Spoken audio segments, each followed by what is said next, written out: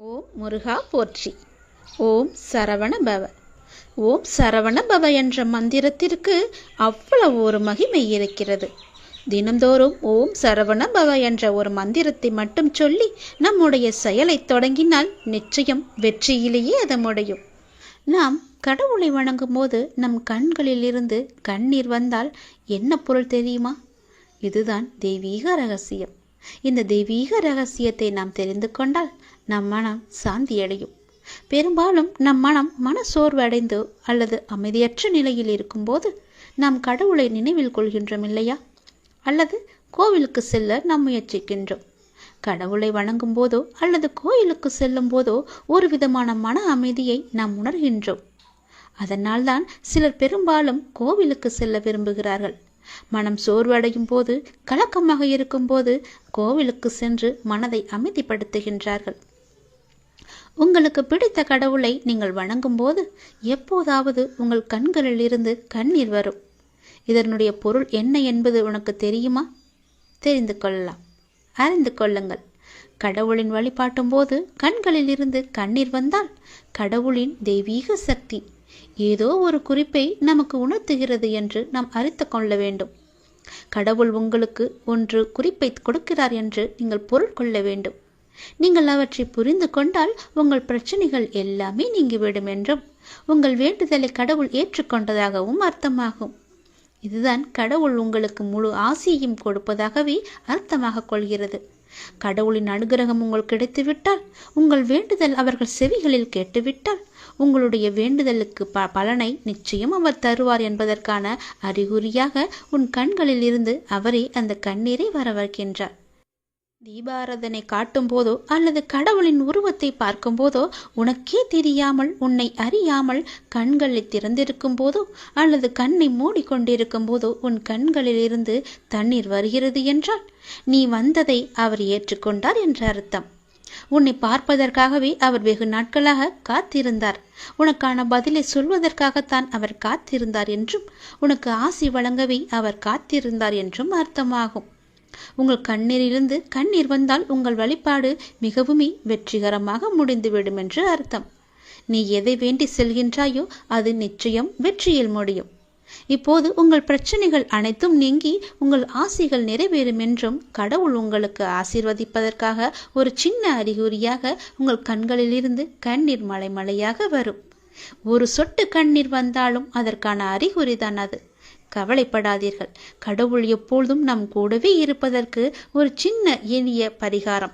எப்பொழுதெல்லாம் உங்கள் மனம் பாரமாக இருக்கின்றதோ, உங்கள் பிரச்சனையை தீர்க்க முடியாதது என்று நினைக்கிறீர்களோ, உங்கள் குழப்பங்கள் அதிகமாக இருக்கின்றதோ, அப்பொழுதெல்லாம் உங்கள் விருப்பமான கோவிலுக்கு சென்று அந்த பகவானை நினைத்து ஒரே ஒரு தீபம் ஏற்றி வழிபட்டு அவருக்கு முன்னால் மண்டியிட்டு கையேந்தி நில்லுங்கள். நீங்கள் அந்த தெய்வீகத்தை உணர்ந்து கொண்டால் உங்கள் பிரச்சனைகள் எல்லாம் நீங்கிவிடும் என்றும் உங்கள் வேண்டுதலை கடவுள் ஏற்றுக்கொண்டதாகவும் அர்த்தமாகும். உங்கள் கண்களிலிருந்து கண்ணீர் வந்தால் உங்கள் வழிபாடு நிச்சயம் வெற்றியில் முடியும். தெய்வீக தன்மையுடன் உங்கள் வீட்டை வந்து அடைந்து அதற்கான முயற்சியை செய்யுங்கள். நீ செய்யும் ஒவ்வொரு செயலிலும் ஓம் சரவண பவ என்ற மந்திரம் எப்பொழுதும் ஒலித்து கொண்டே இருக்கட்டும். என்னுடைய அருளும் ஆசையும் எப்போதும் உனக்கு துணை இருக்கும். உன் உழைப்பையும் அன்பையும் பிறர் தவறாக பயன்படுத்தும் போதோ அல்லது பலனை பிறர் அனுபவிக்கும் போதோ நீ வருத்தப்படாதே. அவர்கள் உன் கர்மாக்களையும் பாவங்களையும் அனுபவித்து உன் கர்ம வினைகளை விரைந்து முடிக்கவே அப்படி செய்து கொண்டிருக்கின்றார்கள். நான் தான் அவர்களை அனுப்பி வைத்திருக்கின்றேன். அந்த சமயத்தில் உனக்கு வருத்தம் அளித்தாலும் உன் கர்ம வினைகள் குறைகிறது என்று நீ நிம்மதி கொள். எந்த சூழ்நிலையிலும் இழந்து போனதையும் தொலைத்து விட்டதையும் எண்ணி நீ மனதில் கவலை கொள்ளாதே. நடப்பவை யாவும் நன்மைக்கு என்று நம்பிக்கையுடன் உன் லட்சியத்தை நோக்கி நீ முன்னேறிச்சல். எல்லாம் நன்மைக்கே என்று சொல்கிறீர்களே, ஆனால் என் வழிகள் அப்படியேதானே இருக்கின்றது. எந்த நன்மையும் எனக்கு நடக்கவில்லை என்கிறாயா? நீ கொஞ்ச நாள் பொறு. உன்னுடைய வேண்டுதல் நிச்சயம் பலிக்கப் போகிறது.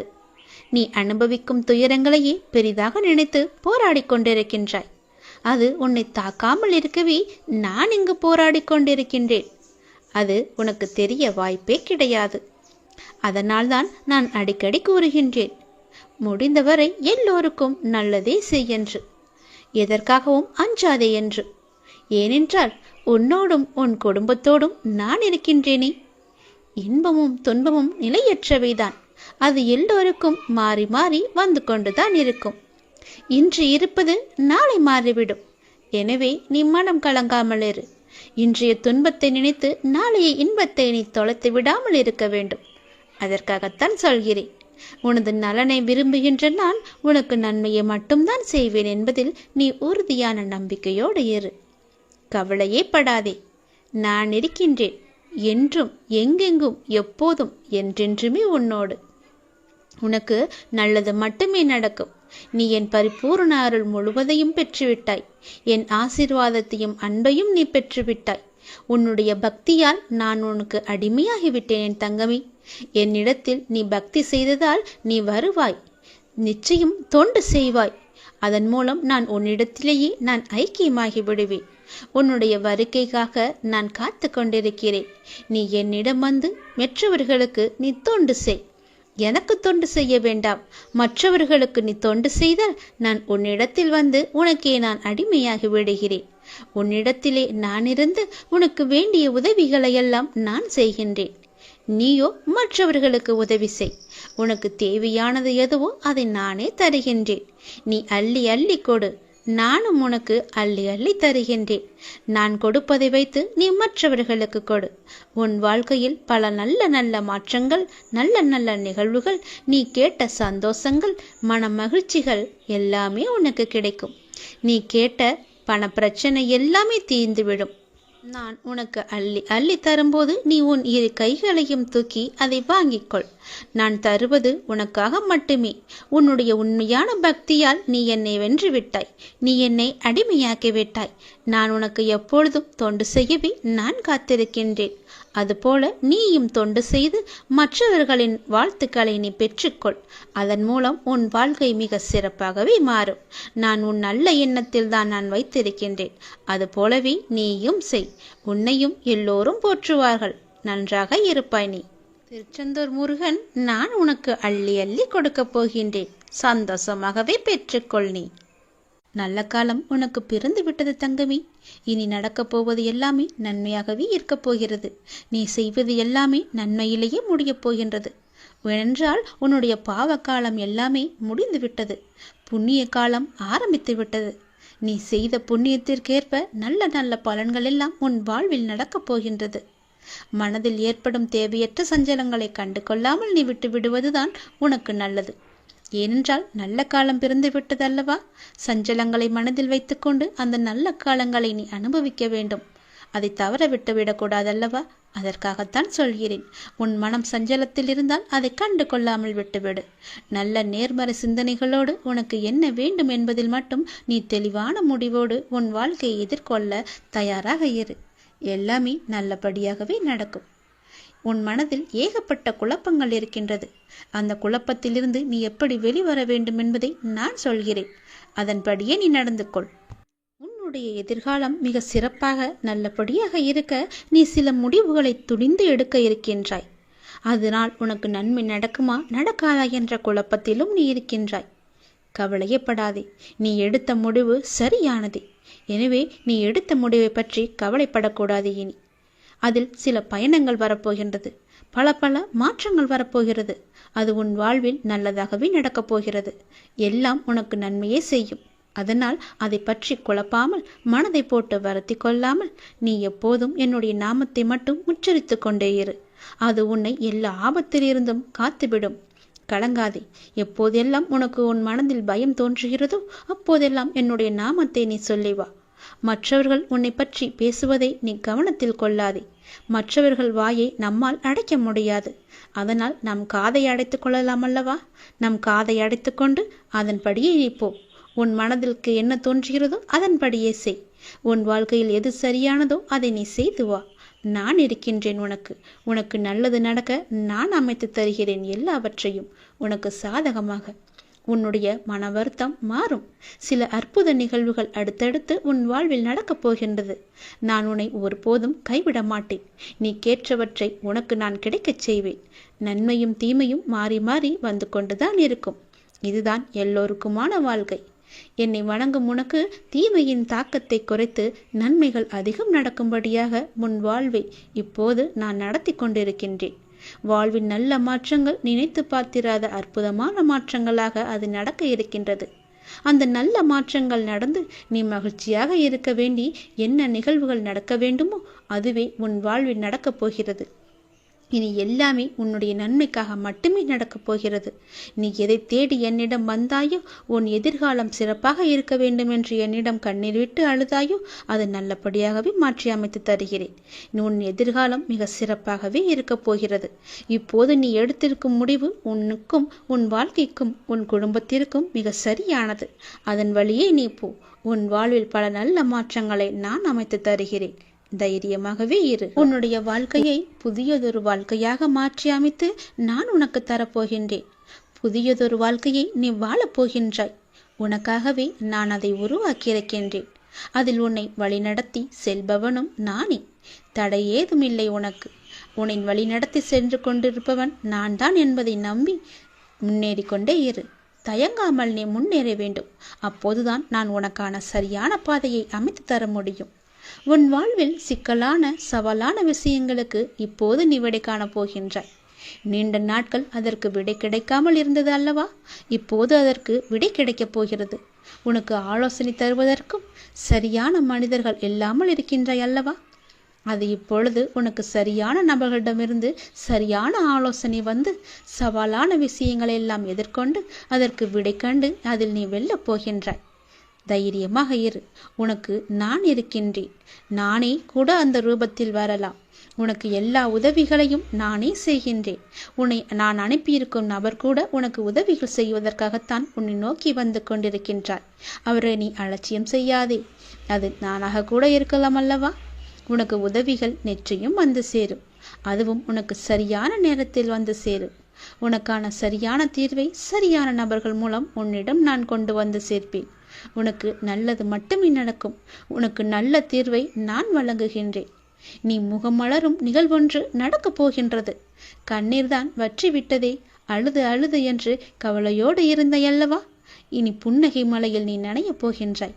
நீ அழுவது இந்த வாழ்க்கையில் சாத்தியம் என்றால் நீ மகிழ்ச்சியாக இருக்கப் போவதும் சாத்தியமே. இதுவும் சத்தியமே. நான் இருக்கிறேன். நீ பயமின்றி இரு. நான் உன்னை பலமுறை என் ஆலயத்திற்கு வா, ஒரே ஒரு முறை வந்து என்னை பார்த்து விட்டு போயென்று பலமுறை நான் உன்னிடம் கூறிவிட்டேன். நீயோ வருவதற்கான ஏற்பாடுகளையெல்லாம் செய்தாய். ஏதோ ஒரு வகையில் அது தடுத்து கொண்டே போனதல்லவா? இனி அது நடக்காது. இந்த வருடம் நீ என்னை வந்து கண்டிப்பாகவே பார்க்கப் போகின்றாய்.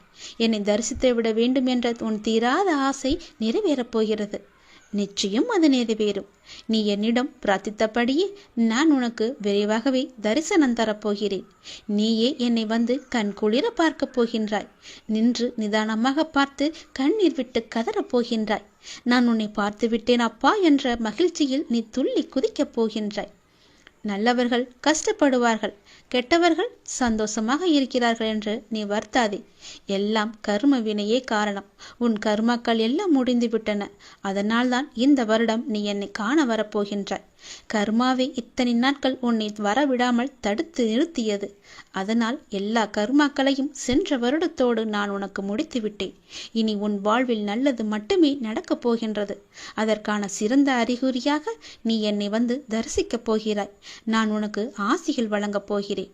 என் அன்பும் ஆசியும் ஆசீர்வாதம் எப்பொழுதுமே உனக்கு இருக்கப் போகிறது. நிலையான வருமானத்தை நான் உனக்கு தரப்போகின்றேன். தகுந்த வெகுமதிகளை நான் உனக்கு அள்ளி அள்ளி தரப்போகின்றேன். எல்லாவற்றிற்கும் காலம் வரும்போது அந்த கடவுள் உனக்கு பதில் சொல்வார் என்று சொன்னேன் அல்லவா? அது இதுதான். உன்னுடைய வாழ்வில் ஒரு அதிசயம் நடக்கப் போகின்றது. 2 மாதத்திற்கு பிறகு உன் வாழ்க்கை அடியோடு மாறப்போகிறது. பாய்ந்து வரும் யோகத்திற்கு மிக அதிக சக்தி உண்டு. அதை நீ ஆள்வதற்கு தயாராக இரு. நீ எதை பார்த்ததை விட பல மடங்கு நன்மை உனக்கு அதில் கிடைக்கப் போகின்றது. ஒரு சிலருக்கு இந்த யோகம் கிடைக்காமல் கூட போகலாம். ஆனால் இன்று அது உனக்கு கிடைத்திருக்கிறது. அது கிடைக்காமல் போன அவர்களுக்கும் இன்னும் நேரம் வரவில்லை என்று அர்த்தம். ஆனால் அவர்களுக்கும் ஒரு நாள் நிச்சயமாக இந்த யோகம் வரும். இப்போது அந்த யோகம் உனக்கு கிடைத்திருக்கிறது. நிம்மதியாகவே நீ இருக்கப் போகின்றாய். நல்லது உன் வாழ்வில் நடக்கப் போகின்றது. உன் அப்பன் நான் சொல்கிறேன். நீ இழந்தது எதுவென்று எனக்கு தெரியும். அது உனக்கு எவ்வளவு முக்கியம் என்றும் எனக்கு தெரியும். அது எவ்வளவு பெரியது என்றும் எனக்கும் தெரியும். நீ கவலைப்படாதே. இனி இழப்பதற்கு ஒன்றும் இல்லை என்று வரும்போது நீ புரிந்து கொள், இனி பெறுவதற்கு நிறையவே இருக்கிறது என்று. இதுவரை நீ இழந்தாய், இனிதான் அனைத்தையும் நீ பெறப்போகின்றாய். அதன் ஆரம்பமாகத்தான் என்னுடைய அன்பை நீ இன்று பெற்றுவிட்டாய். இனி எல்லாமே நீ பெறப்போகின்றாய். ஏற்கனவே நீ இழந்து விட்டதால் இந்த முறை எப்படி இழக்கக்கூடாது என்பதை புரிந்து பத்திரமாக வைத்துக் கொள்ளப் போகின்றாய். ஏனென்றால் இனி உன் வாழ்வில் பெரிதாகவே நீ பெறப்போகின்றாய். இந்த சிறிய இழப்பின் மூலம் அந்த அனுபவத்தை கொண்டு இனி நீ பெறப்போவதை பத்திரமாகவே வைத்துக் கொள்ளப் போகின்றாய். இனி உன்னிடத்திலிருந்து எதுவும் எடுத்து கொள்ளப்படாது. பயப்படாதே, கலங்காதே, குழப்பத்தை ஏற்படுத்தி கொள்ளாதே. உன் மனதை நீ எப்பொழுதும் அமைதியாக வைத்துக்கொள். உன்னை காப்பாற்ற நான் பல ரூபங்களில் வருவேன், வந்தும் இருக்கின்றேன். நான் உன் அருகே இருக்கும் நேரம் உன் துன்பங்கள் எல்லாம் காற்றில் பறந்து போகின்றது. அப்போது நான் அருகே இருப்பதை நீ உணராமல் உன்னை காப்பாற்ற நான் தரும் வாய்ப்புகளை அலட்சியமாக விட்டு விடுகிறாய். அதனால் தான் இவ்வளவு சிக்கல்களை நீ மாட்டிக்கொண்டிருக்கின்றாய். அதற்கு பிறகு துன்பம் மீண்டும் வரும்போது என்னிடம் வந்து முறையிட்டு அழுகின்றாய். ஆனால் உன் சக்தி என்ன தெரியுமா? நீ எவ்வளவு பெரிய பள்ளத்தில் வீழ்ந்தாலும் மற்றவரை விட வேகமாக எழுந்து மேலே வரக்கூடிய ஆற்றல் கொண்டுள்ளாய். தோல்விகள் உன்னிடம் தோற்று ஓடப் போகின்றது. நான் உன்னை கடைசி வரை காப்பாற்றப் போகின்றேன். என் பிரியமான பிள்ளைக்கு நான் எல்லாவற்றையுமே தரப்போகின்றேன். என் பிள்ளையை காப்பாற்றுவது உன் அப்பாவின் வேலை அல்லவா? நான் காப்பாற்றுகிறேன். நீ பயப்படாதே, எதை பற்றியும் நீ சிந்திக்காதே. பல நேரங்களில் பல ரூபங்களில் நான் உனக்கு ஆறுதலாக வந்து பேசுவது அவ்வப்பொழுது உன் கண்ணீர் துடைக்க மட்டுமல்ல, நான் உன்னோடு இருக்கிறேன் என்ற உண்மையை உனக்கு உணர வைக்கத்தான். மனம் தளர்ந்து போகாமல் வாழ்வின் அடுத்த கட்டம் என்னவென்று பார்த்து அதை நீங்கி பயணிக்க செய். அடுத்த கட்டத்திற்கு நீ சென்று விடு. அதை நான் நகர்த்தி காமிக்கின்றேன். அதை புரிந்து வாழ்வின் அடுத்த கட்டத்திற்கு என்ன எல்லாம் செய்ய வேண்டுமோ அந்த சிந்தனையில் நீ ஈடுபடுத்திக் கொள் உன்னை. அங்கேயே இருந்து கண்ணீர் சிந்தாதே. போனது எல்லாம் போகட்டும். போனது திரும்பி வரவா போகிறது? அதை பல வடிவங்களில் நான் உனக்கு திருப்பி தருகிறேன். வேறொரு ரூபத்தில் அது உன்னை வந்து சேரும்படி நான் அமைத்து காமிக்கின்றேன். நீ முயன்று பார். உன்னால் முடியும். நிச்சயம் உன்னால் மட்டுமே முடியும். உனக்கு நான் துணை இருப்பேன்.